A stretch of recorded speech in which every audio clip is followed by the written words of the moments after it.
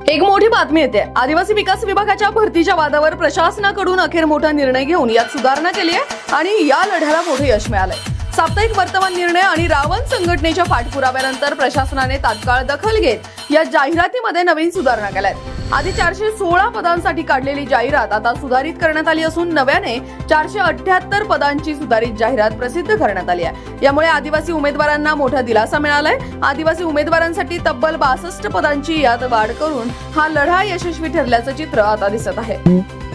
जी काही चौकीदार भरतीचा जो काही जाहीर काढलेला आहे तो तात्काळ रद्द करण्यासाठी सांगितलेलं आहे।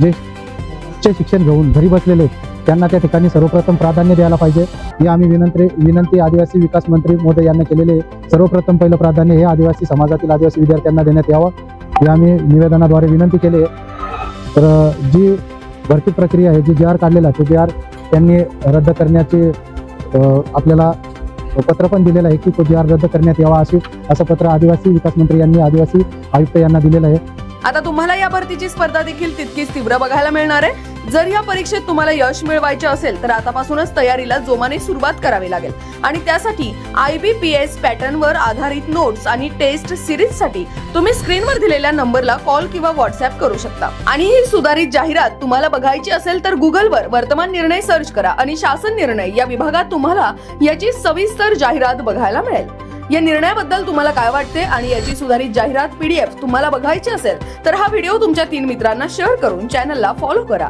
आणि कमेंटमध्ये तुमचं मत आणि PDF असे टाईप करा। अशाच स्पर्धा परीक्षा आणि सरकारी नोकरीसाठी चॅनलला फॉलो करा।